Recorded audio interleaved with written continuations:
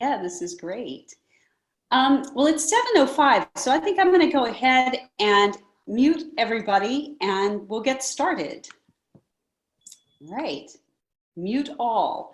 Well, welcome everybody. I'm Sally Thomas and I'm hosting this poetry reading tonight with Melissa Balmain and Ellen Kaufman and Rob Wright, all of whom have new or very recent books out. So this is kind of a three-way launch, and we should all congratulate them. And before we get started, just a couple of really quick items of housekeeping. I have muted you all. If at the end of somebody's reading you want to unmute and so you can clap and give them some feedback so that they remember that there are live people out there, please feel free to do that. Just be sure that you mute yourself again, because we do have dogs and birds, and my son has been cutting the yard, and anyway, we don't need to drown out the poets. Now, before I introduce Melissa, who is our first reader tonight, I would like to introduce Alex Peppel, who has a few words to say. Alexander Peppel founded and edits Able Muse and Able Muse Press, and also founded and directs the Erratosphere online workshop. His poetry and prose have been published in Barrow Street, River Styx, American Arts Quarterly, Light, Think Journal, Euphony, Per Contra, Eclectica, Measure, and elsewhere. And he's also the editor of the Able Muse Anthology, which was published by Able Muse Press in 2010. So Alex, welcome, and thank you very much for sponsoring this series of readings. Thank you very much, everyone, for coming tonight. And thank you, Sally, for hosting. It's great to see all of you, and looking forward to a great event this evening with Melissa Balmain, who should give us some really bone-tickling stuff, because she's our first lady of humor. And of course, there's Ellen with her high lyricism and realism, and of course, Rob Wright, who is very both dark and light surrealism and some really impactful stuff. So, and also encourage everyone to support the authors reading tonight by checking out their books at the Able Muse Press website, which is ablemusepress.com, the way it sounds. Or also subscribe to our newsletter. You can do that from the Able Muse website, which is also ablemuse.com. And with that, I hope you all have fun and enjoy this evenings. Take it away, Sally. Hey, thank you, Alex. Before I introduce Melissa, I also wanted to say that, as those of you who've been coming to these readings know, there will be a Q&A session at the end. And what you can do, I'm going to kind of keep an eye on the chat. If you, a lot of times, you kind of get to the end of the reading and you have a Q&A session and there's like that pause because nobody can think of something to ask. If you think of something that you would like to say to the poets or a question that you would like to ask while they're reading, please feel free to put it in the chat and I'll keep an eye on that and share some of those at the end. As well as, we can open it up, unmuting ourselves and, have some actual conversation. So that was something I forgot to say before. Okay, our first poet tonight is Melissa Balmain. Melissa Balmain is a writer, teacher, and recovering mime. She edits Light, America's longest running journal of light verse. Her full-length poetry collection, Walking In on People, was chosen by X.J. Kennedy for the Able Muse Book Award. Her new shorter collection is The Witch Demands a Retraction, Fairy Tale Reboots for Adults, illustrated by Ron Barrett, and that's out now from Humorist Books.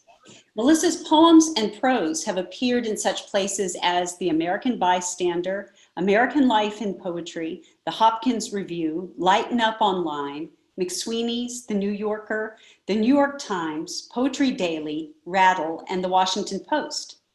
Former poet laureate Billy Collins has described her work as an infectious, often hilarious blend of the sweet and the lethal, the charming and the acidic. Pulitzer Prize winner Gene Weingarten has called it extremely irresponsible. So maybe at your own risk, Please welcome Melissa Balmain. Thank you so much. Thank you for the introduction, Sally. It's an honor to be hosted by you.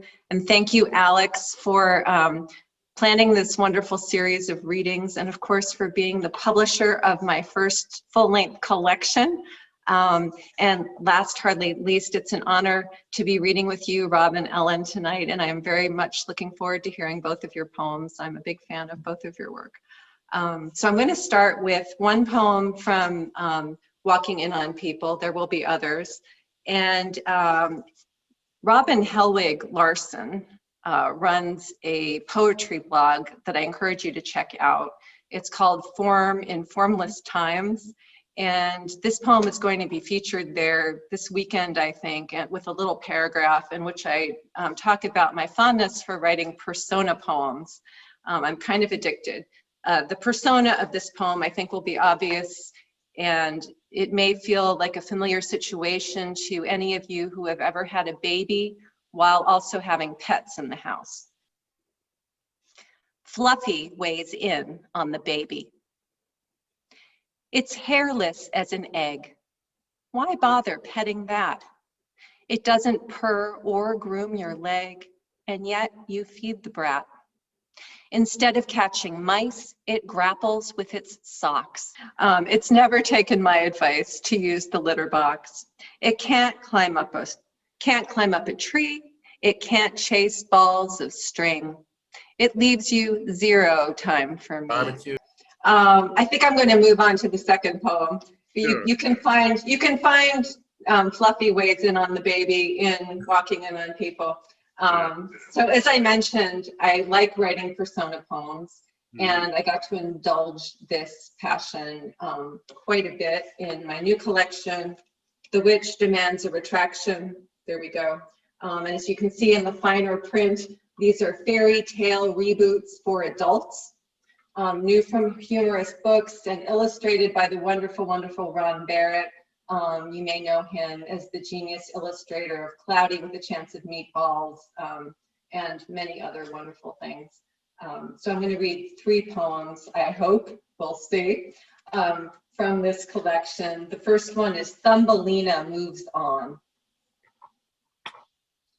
Who cares if I was born inside a flower, and you're the only flower fairy prince? We marveled at these facts for half an hour, but haven't had a conversation since. Relationships, it's clear, need stronger glue than such a superficial parallel, or than the boring truth that, just like you, I'd fit in an abandoned peanut shell. So, sorry, Prince, like bluebird, mole, and toad, you won't be making me your little bride. It's time for more adventures on the road. I'm pretty sure that I can thumb a ride. Thank you. I think I may have forgotten to show you the illustration from the last one. I love this one. It's magnified. See that? The next one is the Peeved Piper.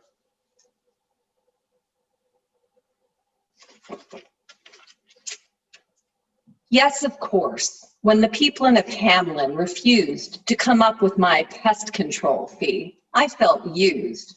And so that's why I vowed that their children would all become mine once they followed my music beyond the town line, like the rats. For a couple of days, I was fun Uncle P.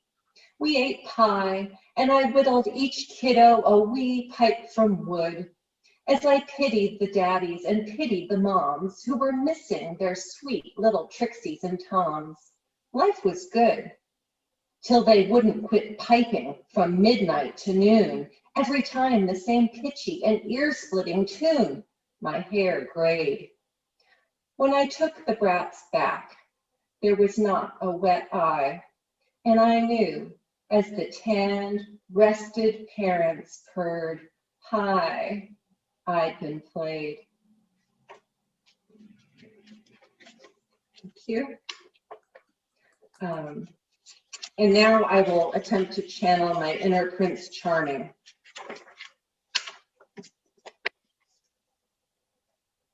I don't know if you can see that. Not so Snow White. Things started so well. Found a chick in a box, got her out, and days later we wed. Such a snap because, speaking of life's pleasant shocks, my stepmom-in-law turned up dead. Home that night, after finally fooling around. Happy endings for both. I sighed, heaven. But my wife simply stared at the ceiling and frowned. Is that it? I'm accustomed to 7. Thank you. Oh, I like the little weeping icon. That's awesome. Thank you, Leslie. Okay, so back to a couple from Walking In on People.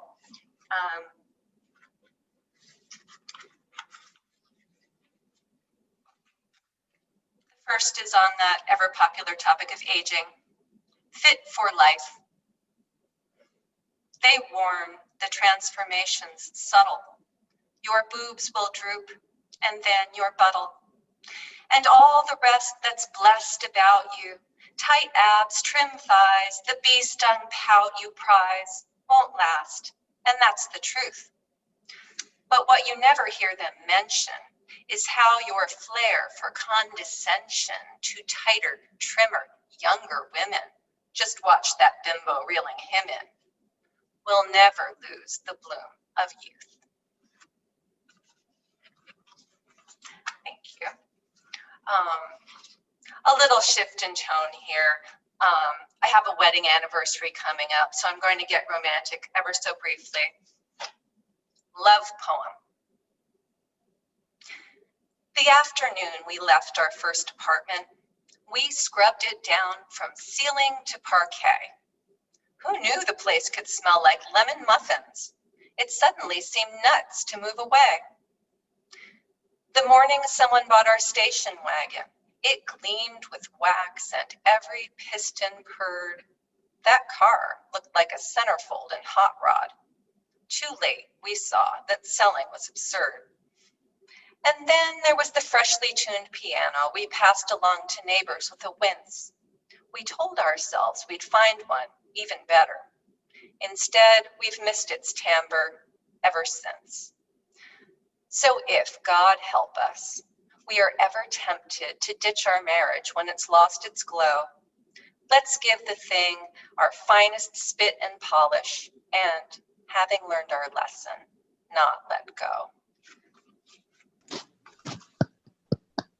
Thank you. Thank you. The next poem is in honor of another milestone. This is my son's. As some of you heard at the beginning of our Zoom that my son graduated from college this past weekend. So I'm going to read this one in his honor. I wrote it a couple of years ago when I was about to have an ovary removed. Do not worry, I am fine. It was pretty routine. But my son, who was then 20, said, I wish I knew which one I was from. So this poem is to my son upon removal of one of my ovaries. Was it lefty or righty that started you out, with some help naturally from your dad? Who can tell? All I know is I've got to let go of your earliest bachelor pad. Helpful practice, perhaps, for a time soon to come, when you'll seldom spend weeks, even days, in the blue boyhood room where the 80s tunes boom, and you sleep until noon on vacays. When I'll travel to see the apartment you've found, in Manhattan's or Silicon's dregs, and I'll pray till I burst, that at least, like your first, your new neighborhood has some good eggs. Thank you.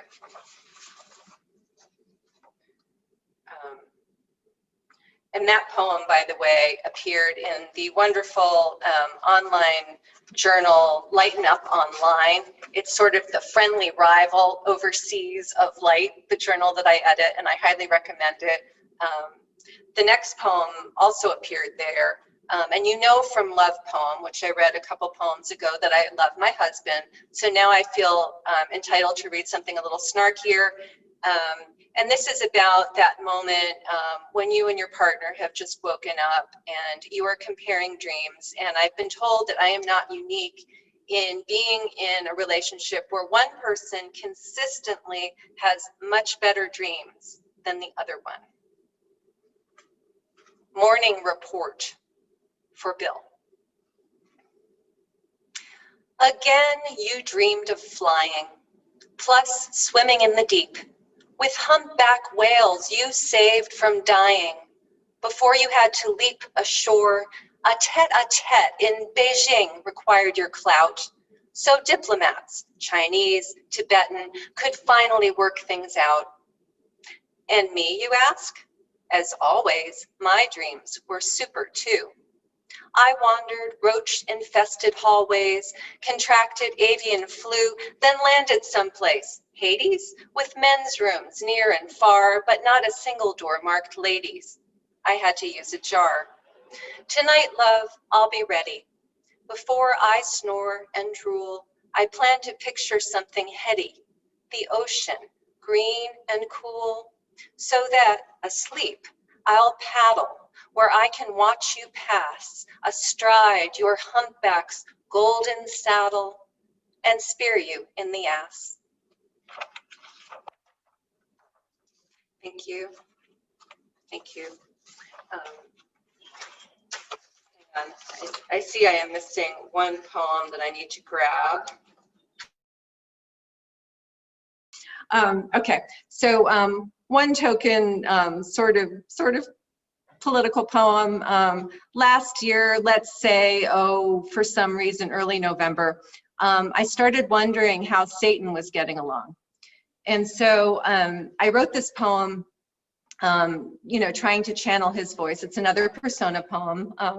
Obviously, I will not do the voice properly, but I like to imagine that Satan sounds a little like Jeremy Irons. Satan talks to his therapist.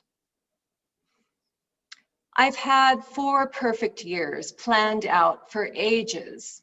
Split families up and stick the brats in cages. Dump cherished friendships in a flaming pool. Give power only to the dumb or cruel, and money just to those who have too much. Let wholesome standards wither at my touch. Get better at exterminating birds and swapping forests out for cattle herds. Befoul each breath of air and gulp of water. Grant every mother, girlfriend, wife, or daughter the same respect as parasitic worms. Rouse bigots in amusing coded terms while keeping them supplied with Colts and Glocks.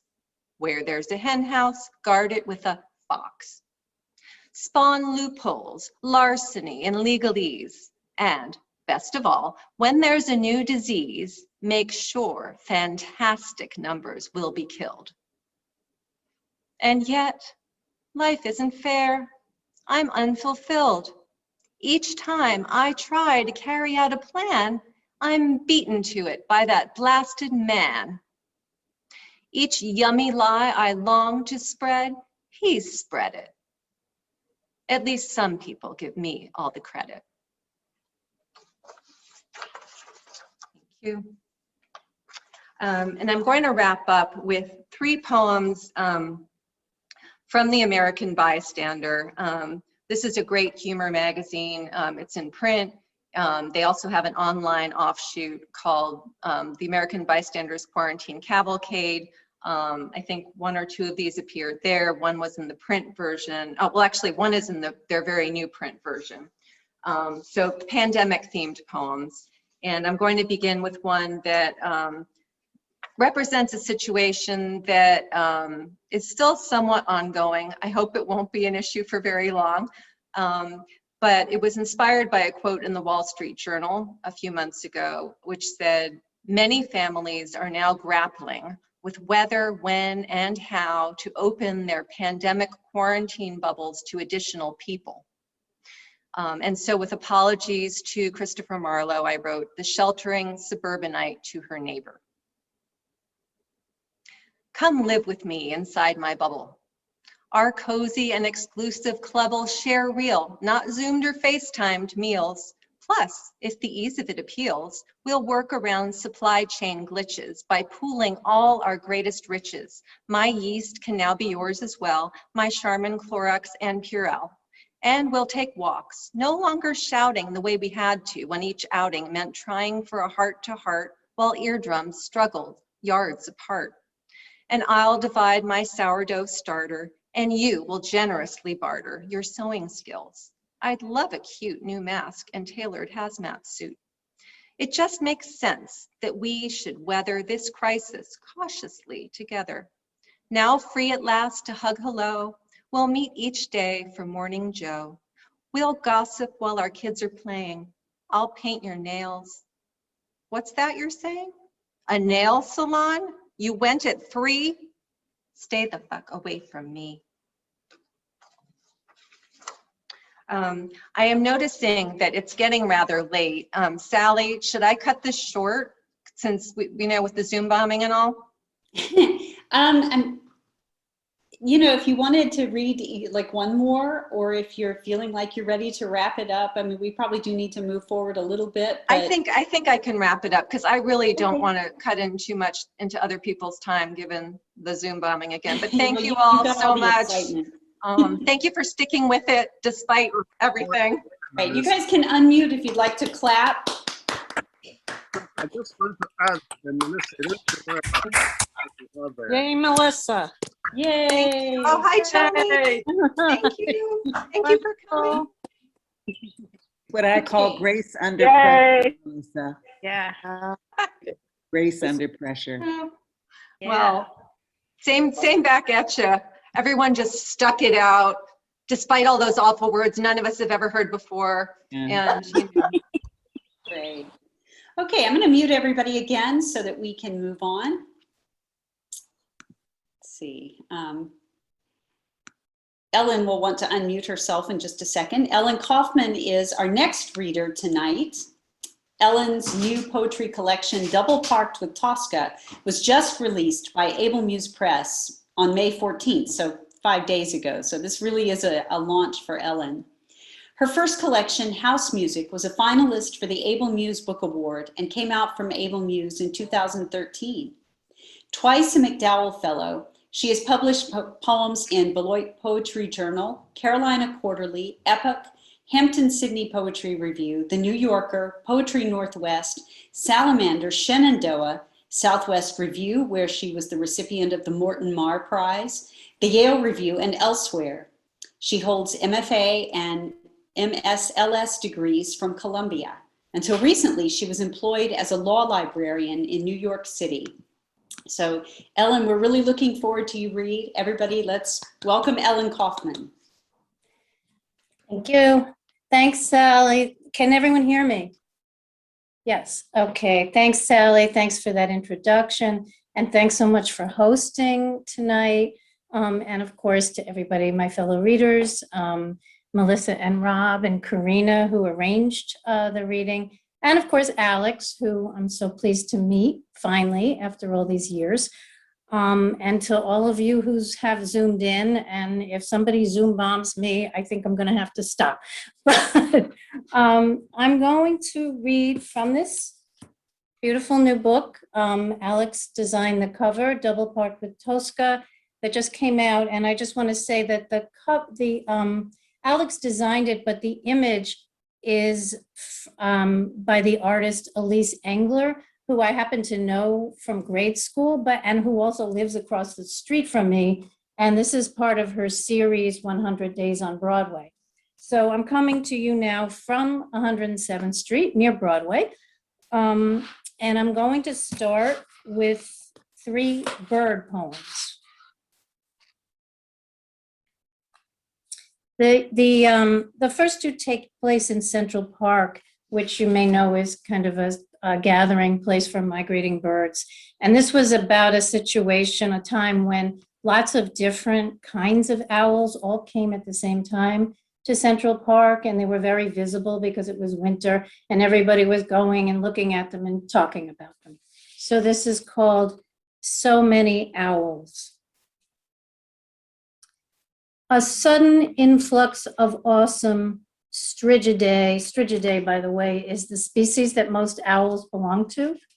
A sudden influx of awesome Strigidae, small and large night types, have been spotted asleep in naked branches. A curious migration, blind to growing fame.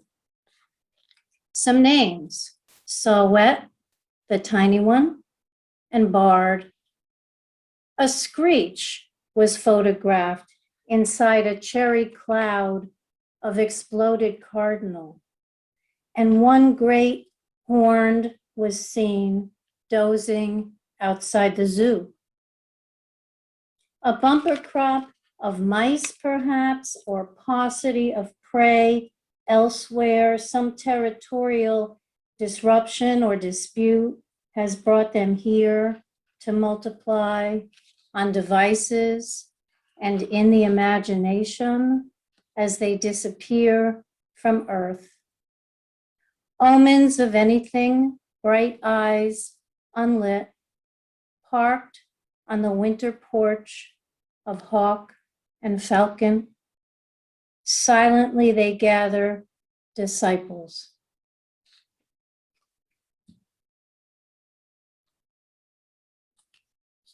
Thank you. Our egret. A dogged flight path sagging with the weight of congealed marshes, smoke, a derailed train stuck in the meadowlands, anticipated freight spread out like rubble in the mud and rain, removes her to the calm of Central Park, where settling into place at the north end, waiting almost unseen in the half dark, she plucks a minnow from the stocked pond and, steadying herself with a small lift of wings, funnels it down inside concentric rings. And the last bird poem is, thank you. It's about an indoor bird that used to come stay with me when its owner was on vacation. I think its owner might be here tonight. And so this is about a parakeet and a kitchen sink. And it's called Singing to Water. I'm falling, sings the water. Here's my version, sings the bird. I'm leaving, sings the water. I hear you, sings the bird. They sing in tandem, not together. Neither understands the other, nor does it matter. It's a sound marriage. Someone turns on the faucet. Someone sweeps up the feathers. The water sings the song of what it touches. The bird sings because the water does. As plumage distills light, the water holds it in one silver thread like a plucked string. Sharps and flats escape from rattled bars and frets. I'm flying, sings the water. I'm flying, sings the bird.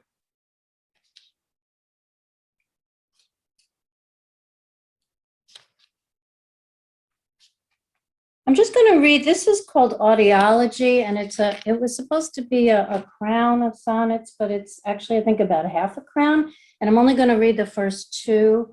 It starts off in the audiology clinic with my father, and so this is Audiology, his appointment. A simple excavation to remove the occluding beaver dams of wax and hair takes hours. A recalibrated pair of crickets chirp their chips in love with a signal. The team positions them in his flume's gloom, one in each ear. So much to listen to, it's hard to hear. Returning salmon undulate upstream, the brightness focused by bionic lenses. This is his last vacation of the senses. The trip may be too loud, too colorful, I'm told. A surreal edge to continuity. Although I can see and hear perfectly, my brain can barely fathom him at all. Their new home, which is a continuing care retirement community.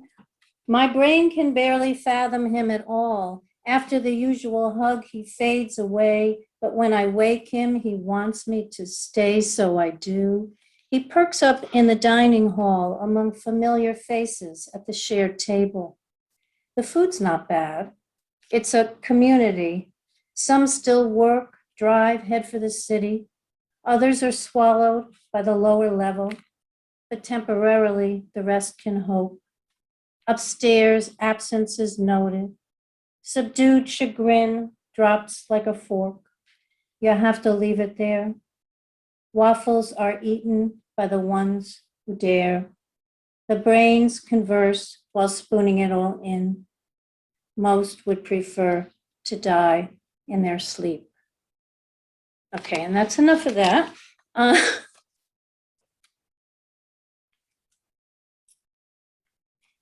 So I'm moving on to a new topic. This is called I'm Painting the Little Bathroom. It has no sink.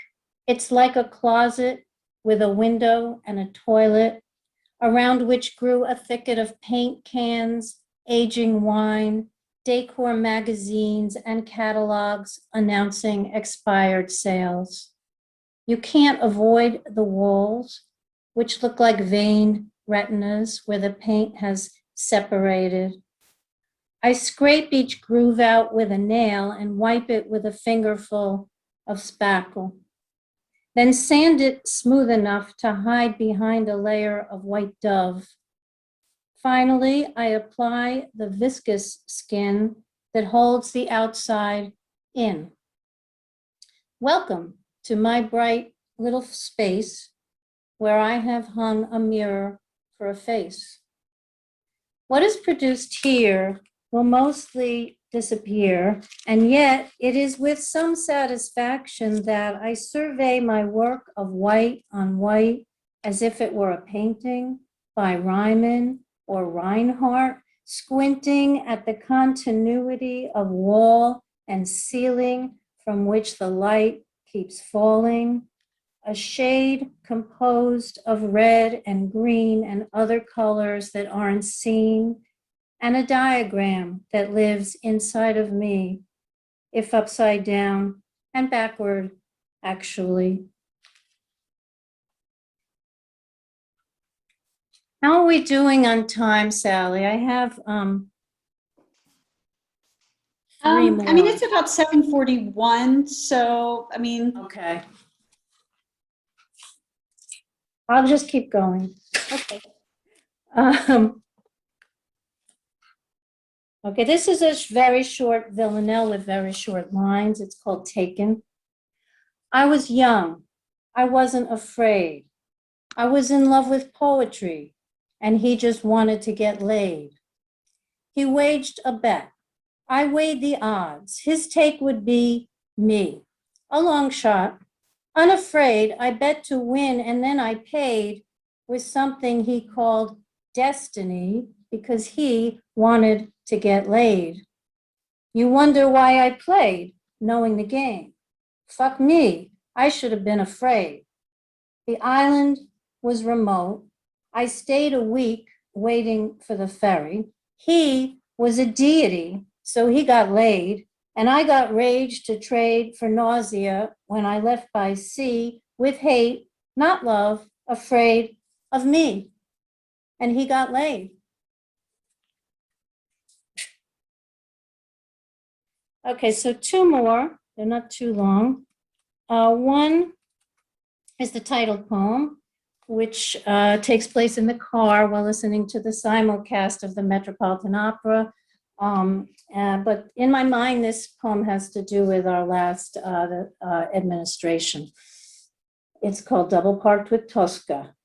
I wonder if my neighbor with his dog can hear a luceva le stelle exploding on the sidewalk, even though it's winter and my glass is powered shut.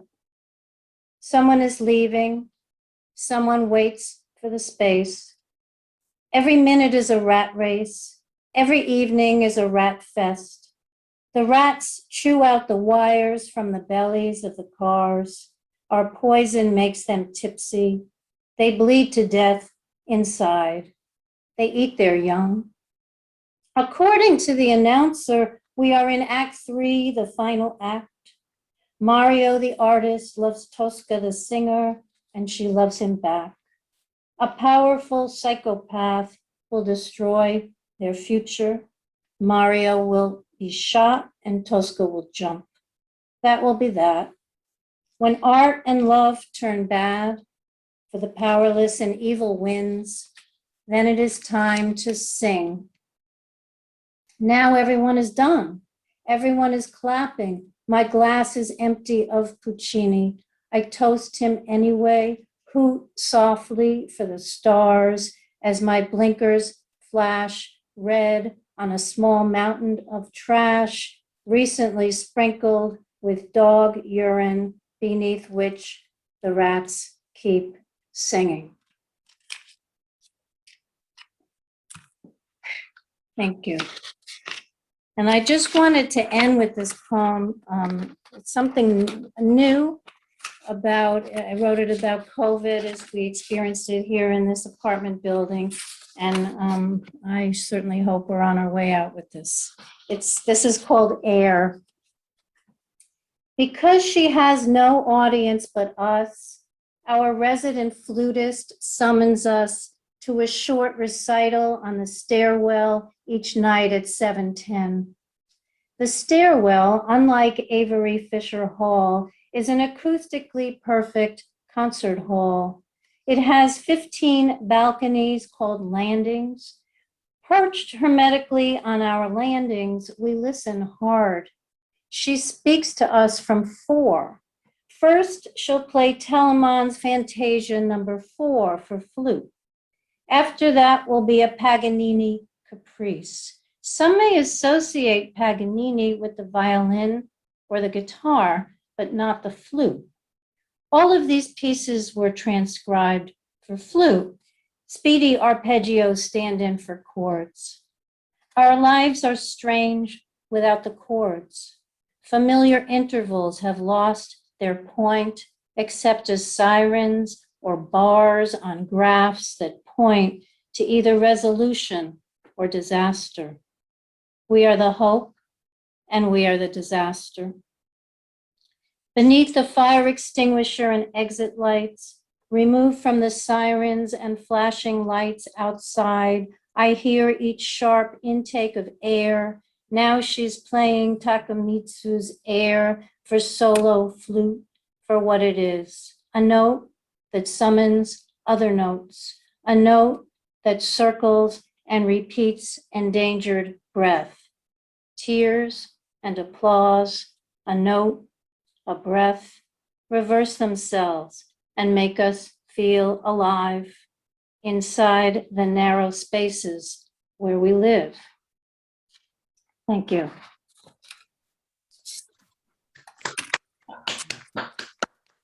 Hey, yeah, we can unmute and give Ellen a round of applause. That was wonderful. I love that poem. Thank you.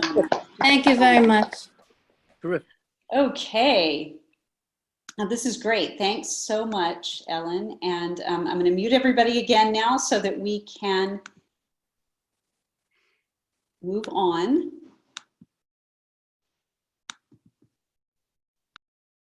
Okay, to unmute myself. Okay, our third reader tonight is Rob Wright. After many years in film production, Rob Wright now lives and writes in the Art Museum District of Philadelphia. He currently serves as Associate Fiction Editor for the Able Muse Review of Poetry, Prose, and Art, and has been awarded 3 fellowships in literature from the Pennsylvania Council on the Arts. He has twice been nominated for the Pushcart Prize and has published fiction, reviews, and poetry in Able Muse, Angle, Big City Lit, the Evansville Review, Measure, Rattle, String Poet, and the Schuylkill Valley Journal of the Arts. His collection of poetry, Last Wishes, was published by Able Muse Press in February. So again, we have 3 quite new collections to celebrate tonight.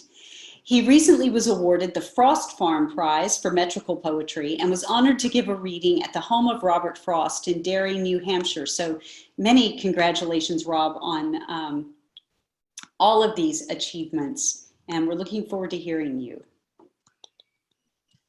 Thank you, Sally, and thank you, Alex, for inviting me and for the other readers for this wonderful evening of poetry.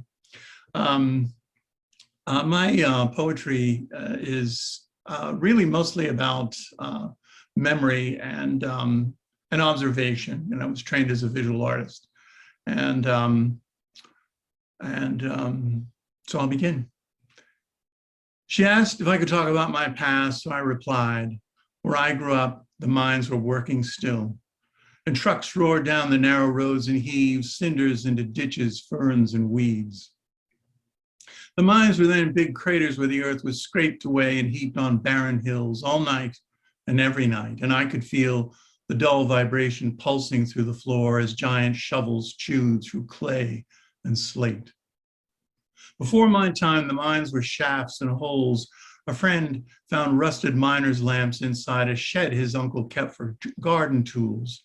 And as I turned them in my hands, I thought how hunger drives a man to crawl beneath the brittle crust that shuts out sun and sky.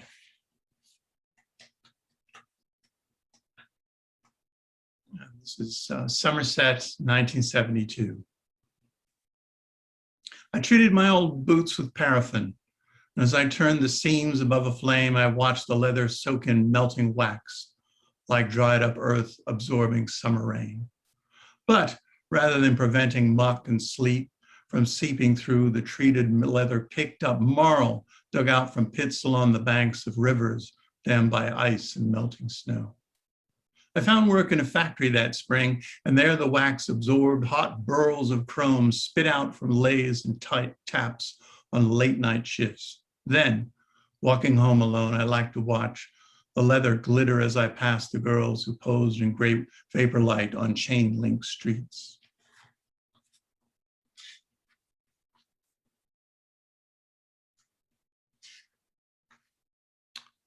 And this is one that mixes a very old memory and a newer one.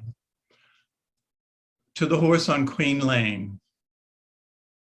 You're shy when I approach. You know that I will spend at least an hour here with you, alone as always. You beyond the wire and me with fingers slipping through the gaps. And as I touch your neck, an image comes back from childhood. Hands engraved with dirt break up a cigarette and drop the threads across my palm. A mouth dips down and picks tobacco strand by strand with yellow teeth. Each nostril is like a tunnel in a dream, and underneath the massive chin are hairs that bristle at my touch.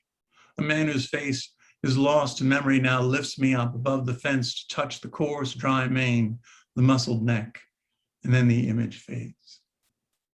But here I am united with my first clear memory on Queen Lane, standing on the frost-heaved earth with you, my nameless mare.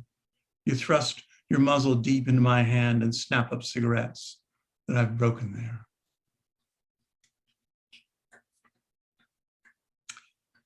And the title from this one comes from a poem by Marilyn Hacker called Lauds. The hours are hung with clouds, not flags. The light reflected from the clapboard walls is too bright to be looked at, even now. The grass grown up since April has been cut and lies in brown and fragrant mats. The brass is like a liquid sheet that cuts the air as adolescent lips play fat trombones. The trumpets and the tubas turn left, right, and turn again. Behind them in the fields, swallows fly in figure eights and dodge the spinning blades of harvesters and hunt. for crickets flushed from rolling chaff and dust. Between the orchard and the graves, the brass, the epaulets have gathered now to observe a voluntary. Sour notes are chalked off by the wind, or so it's been arranged by chords of memory I own. They're hot, these people whom I love. The crowd fans trails of sweat from freckled arms and brows. We pause to pray beside our stones and flags stuck in the graves to make them sovereign states. The dead seem more unmoved than ever. Girls in tights and busbies toss up gilt batons which catch the light they hold for 40 years. As shadows from the swallows pass, left, right, across the band, the faces and the graves. And as Sally said in the introduction, I worked for many years in film production, and I got to go to some places I never would have gone. I had the opportunity to go otherwise, and work with some extraordinary people and had extraordinary experiences.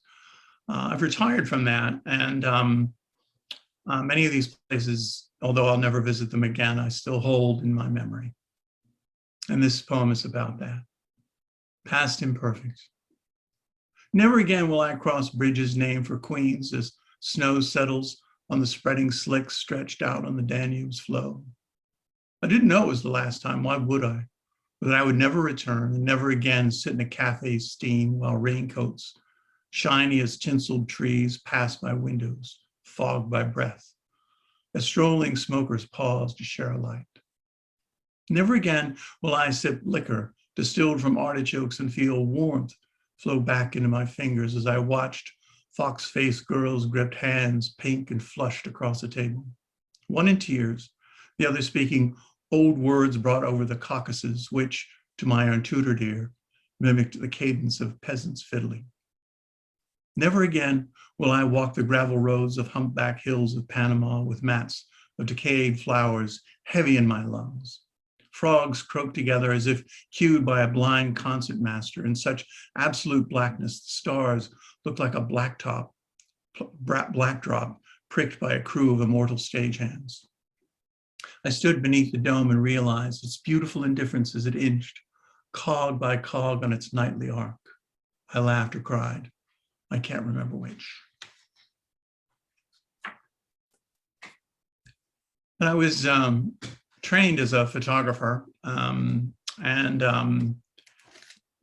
a lot of that training involved looking at photographs, and that has served me well in writing ekphrastic poems, most of which I write about photography.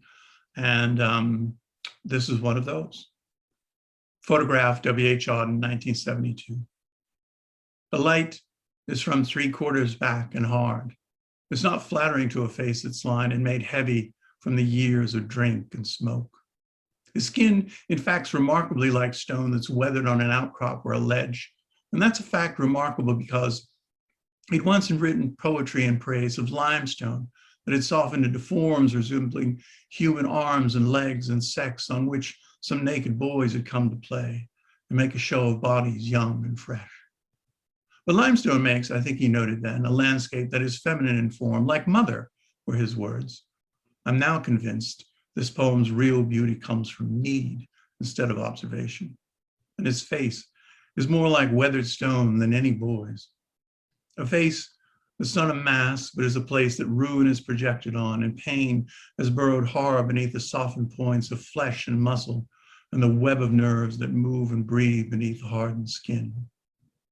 I have another picture of him, young. The face is smooth and looks as if he's tried to hide inside that smoothness. Barbered hair and the old boy tie that he wore habitually. And I suspect he's wearing skin that's loose, and not just in these photographs, but in the paradise of old men and I pray, the landscape that he loved, his heavens too.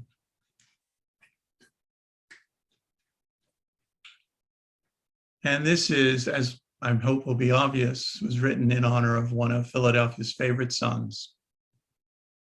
An early recording.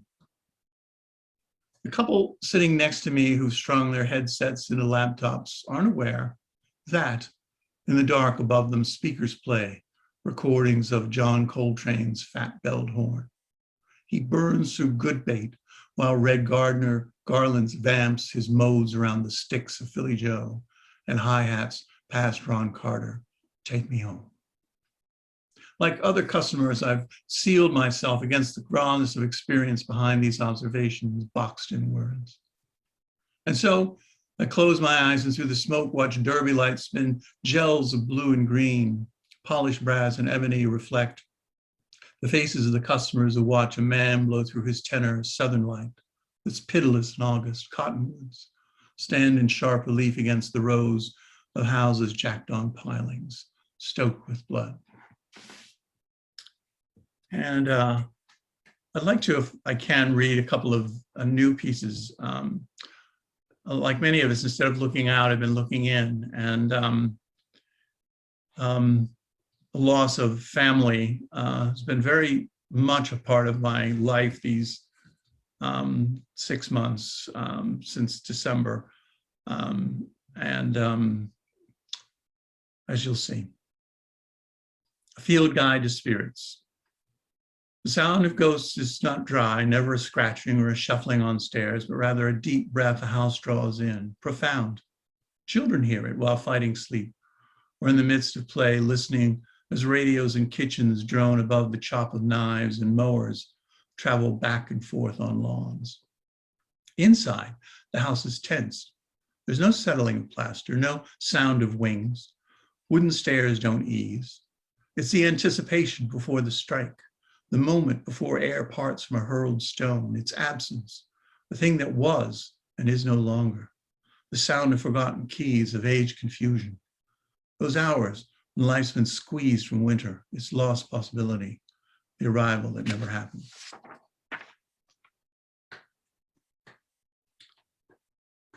Departure, False Bay, 1931. A woman stands on the deck of a ship, feels its iron plate shudder beneath her shoes, senses engines moving in its belly, the bones of steel turning one and one. She grips a passport. Between its franked pages and stamps telling her she's free to go is a photograph of a stranger, though it has her face. She knows this because her children, who are with her, waving to passengers on the quay or looking at gulls rising as they are lifted by invisible threads, are in it as well. None look like her. The oldest, a girl, is stayed beneath pudding basin hair. The next in age, a boy, looks straight into the lens. The youngest, boy and girl, are tow-headed and petulant. Mine, the woman thinks. The ship lurches, trails bits of wood flaked from a continent of parasites and flowers with no scent, of humans without shame or hesitation. A sense of strangeness covers the woman entire, sticks to her skin, clings like sweat to silk. And I'd like to finish with another poem from Last Wishes, which is the title poem called Last Wish. And it was a finalist in the Howard Nemerov sonnet competition. And the editors of Measure put it up on their website. So if you'd like to look at it, so they even put a nice photograph with it. Last wish. I wish that all the hours I've spent with bores and heated arguments were mine again. I'd pack them in a cooler for the shore, the precious minutes chilled like frosted gin. Beyond the dunes, I'd spread a blanket out and watch the bobbing heads as old men swim, quick shadows fall from kites as children shout and run along the breaking foam and skim. And feeling generous, I'd freely give some 15 minutes that I stashed away to anyone I fancied. Let them live or squander what they have before the day has swallowed them in traffic, noise and heat, or passed them by in heartache, beat by beat. Thank you. Thank you, Rob. That was marvelous. Thanks to all three of you. Let's all give everybody a hand. We can have an audible hand. That's fantastic. Okay, so to open our question and answer session, I think probably the question that is burning at foremost in everybody's mind is how soon Melissa is going to write a Zoom bomber persona poem. That's what everybody really wants to know. Actually, it'd be interesting to hear all three of you handle that triggering subject in your very different ways. Actually, I had, since I've got the mic here, I have a question that I'd like to start with for all three of you.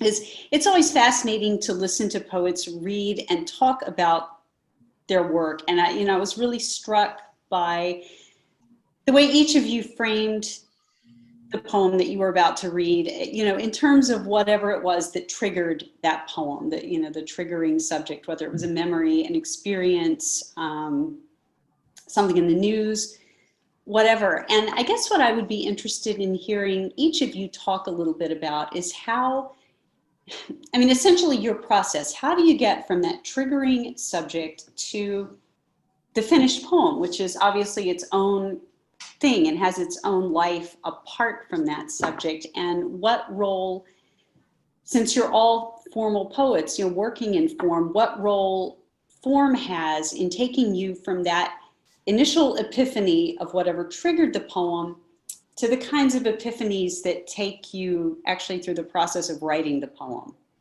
Does that make sense? It's a big question. So, I'd love to hear from you, Melissa. Do you? Yeah, I'm happy to start off. I would love to hear what Ellen and Rob have to say as well. For me, people like Tom Gunn have written eloquently about how form can push you toward a better idea, force you to new ideas, and there's a fine line between writing something that's rhyme driven in a bad way, which is just like randomly rhyming things because they rhyme, and noticing these correspondences that then make you think, oh, right, this is something that I actually want to talk about. So I think, for me, I think of form as something that squeezes my brain like a toothpaste tube squeezes toothpaste, and it, pushes me toward something better. And it also, in poems about family, I think helps me not be maudlin.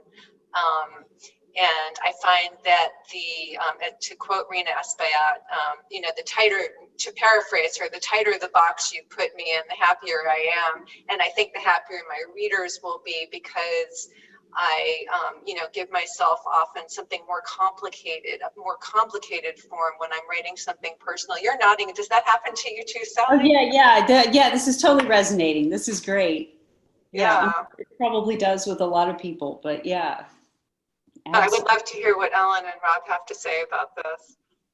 Yeah, me too. Ellen. Okay.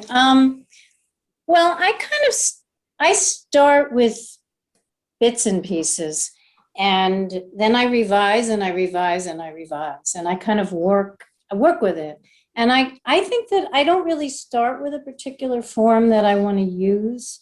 But when I see patterns, then I say, oh, that could work as a sonnet, or that could work. And then I rewrite it using that form. But with the long link poems about my father, and it's about my father's death, really, I kind of locked myself into that structure because I had to get through that poem. Emotionally, it was difficult. So yes, I agree with you. In that case, it was helpful to just say, this is what it is. Although it's kind of a loose rhyme scheme that I had to use just to get to the end. Right. But there's actually a follow-up question that I'll ask while you're kind of center stage, from Nancy Brandwine. Would like to know, Ellen, what is the name of the form in which the last two lines of a stanza have the same word? I've noticed several poems, and the poem Air had this form, and I liked what you did with it. So she's curious to know what that is. Yeah, I have no idea if there's a name for it. It's kind of like a thing I started to do. And maybe it's bad that I'm doing it too much, but there is another poem in the book that's like that. So, but I don't know if there's a name for that. Okay, it's the Ellen I'll Kaufman look. form. Yeah, maybe there is. I mean, other people have done it too. I don't think I'm the only one, but I don't know what the name would be. Yeah, no, I noticed that too. I thought it was really effective. Yeah. the poems where you used it. Okay, so Rob, your process from the triggering subject. I mean, in your case, you know, you're writing a lot of ekphrastic poems, as you noted, on photography, or working from, you know, pieces of memory. How are you getting from those things, and especially from something that actually is a discrete piece of art, like a photograph, to your own poem, which is its own piece of art? I'm really curious about that. Well, it's just something I do naturally because I'm used to looking at art and looking at images, but also framing images. I did that for a living. I would, you know, frame an image. I would, you know, make sure that lights weren't in it and that the actors were in the right place and the lighting looked good and everything. So I was used to analyzing images, and it's carried me over into my work, as you know, that in what I do mentally. But also I always have a notebook with me, always. And if something comes in my head, it's interesting hearing, you know, what Ellen said, because something will come in my head and I'll just write like 2-3 lines or something, and that will expand into something, and then sometimes contract again, and then expand and contract again. Or I can mine something. Sometimes I'll write a poem and I'll scrub it, but there's always some image, there's always something I can salvage. But as far as what Melissa was talking about with that sort of partnership, I think about writing in form, particularly in sonnets, like having a dance partner, where, you know, you want to go here, but the dance partner really doesn't want to go there. And so the rhyme and the meter sort of bring you around to places you wouldn't expect. You're in another part of the ballroom you never thought you would go to. So, and I read, I guess the first 2 poems were unrhymed sonnets, which is probably, I shouldn't even use that word with this group, but I had took a sonnet workshop with Elisa Stallings, and she pointed out that there, in some ways, a landscape, that if you draw a landscape, she had everybody have a 3x5 card and draw a line on it and then do a little landscape. And she said, look at that. And it was basically the form of the sonnet, the 8 and the 6. So I thought that gave me permission to do sonnets about landscape. I mean, I don't know how she would feel about that, but. Yeah, oh, that's really fascinating. I love the, you know, the transfer of your, you know, your visual orientation with the film work to what you're doing. That idea of framing shots is really, really fascinating. One other question from way back up here for Melissa. Leslie Mansour wanted to know where the Satan poem was published. Where the Satan Monthly. No, it was in the American Bystander, which is the humor magazine I mentioned, everyone who enjoys funny poetry and prose, I really encourage you to check it out. And that poem is not available online, but the back issue in which it appears is, I could try to find out which one, but you know, basically there's lots of good stuff in that magazine. That's great. Catherine Chandler would like to know, what was the title of Rob's first poem that you read, Rob? It was actually the first line. She asked if I could talk about my life, which is a line, and then the 14 lines follow that. So it's a query from someone, and then a response to that. So Great. Yeah, I'll just kind of open it up if there's anything else anybody out there is dying to ask these 3 poets. Now's your chance. And you can unmute yourself and ask. You don't have to type it in the chat.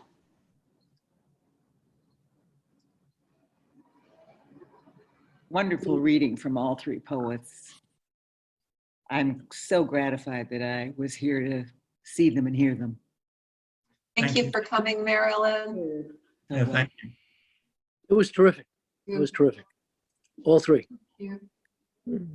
Melissa, I was just curious about if you always started out writing light verse and humorous poems, or if that was something that you kind of developed along the way.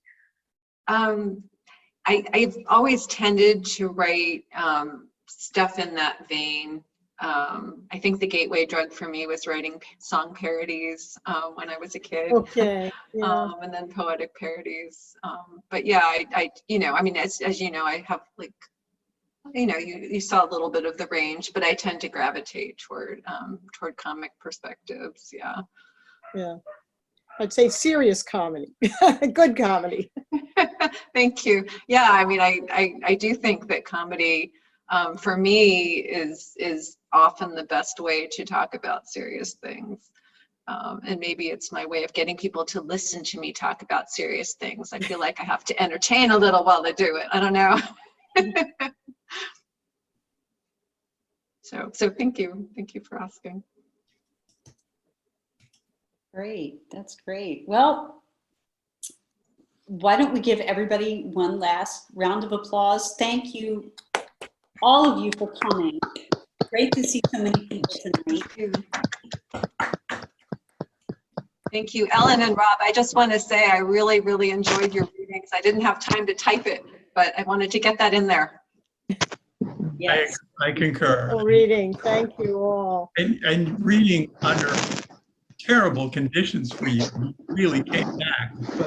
Heroic, Melissa. Yeah, absolutely. Absolutely. Absolutely. Oh, it was interesting. We'll wait That's for the kind. call. That's kind. Thank you. Well, I appreciate everyone, sticking it out, Yeah, it was worth it. I have to apologize to everyone for the interruption, but we're able to recover it. Yeah, thank you, Alex, for fighting. Yeah. And Melissa, I expect to see a funny poem about Zoom bombers. Yeah, I'm cogitating upon it, yes. That's nice. Thank you all for showing up, and it was a great event. And I expect to have the recording for the event maybe in a couple of days or so. After it's like you've done the bummer-ectomy. Yeah, I'll take out all the bad parts, and only good stuff will be left over. Excellent. Thank you. Oh, well, thank you so much again, everybody. This is Okay. really fun. Thank you. Thank Thanks a you. lot. Thanks, Melissa, Rob, and Thank you. Alex. Ellen. Thank you, Ellen, for the Good night, everyone. Thank you, Rob and Melissa. Good night, Alex. Good night, Melissa. Good night, Good Alex. night. Good Good night. night. Good Thank night, you. Everybody. Bye. Bye-bye. Bye. Bye. So you can end it anytime, Sally. Okay, sounds good. I will do that. Good night. Night, Night. Sally. Thank you for hosting. Thank you.